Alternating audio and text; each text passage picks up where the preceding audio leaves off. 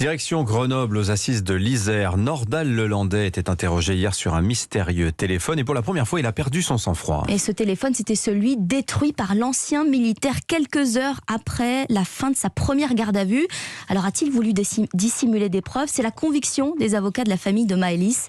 Le récit de notre correspondant Jean-Luc Boujon. C'est un ami proche de l'accusé qui raconte la scène au sortir de sa première garde à vue chez les gendarmes.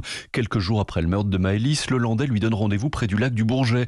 Là, Nordal Lelandais lui montre un téléphone et lui dit « Faut surtout pas que les flics le trouvent ». Puis il se met brusquement à le casser, à le réduire en miettes même avec une pierre avant de dire à son ami de le jeter dans le lac. À ce moment-là, Lelandais est en rage, raconte cet ami. « Pourquoi avoir détruit ce téléphone ?» demande une avocate. « C'était un téléphone qui ne marchait plus. Je l'avais volé dans une soirée, je l'ai jeté, c'est tout », répond négligemment Lelandais. « Mais quelle urgence y avait-il à le détruire ?» continue l'avocate. « Je vous l'ai dit, je l'avais volé, je voulais pas que les gendarmes trouvent un téléphone volé chez moi. » C'est étrange quand même. Vous venez de tuer Maëlys et vous avez peur d'être attrapé pour un vol de téléphone, poursuit l'avocate d'une partie de la famille, maître Caroline Raymond, qui émet une toute autre hypothèse. Je suppose qu'il y avait des preuves extrêmement compromettantes des dernières heures vécues par Maëlys de Arrojo. Je suppose qu'il y avait également d'autres vidéos concernant des enfants. Je lui ai demandé pourquoi il n'aurait pas filmé son crime. Parce qu'encore une fois, ce téléphone n'a pas simplement été jeté, il a été vraiment brisé pour qu'on puisse vraiment plus du tout retrouver des preuves. Hypothèse niée en bloc par Nordal Lelandais qui pour la première fois hier s'est énervé et a perdu la maîtrise de ses nerfs. Grenoble,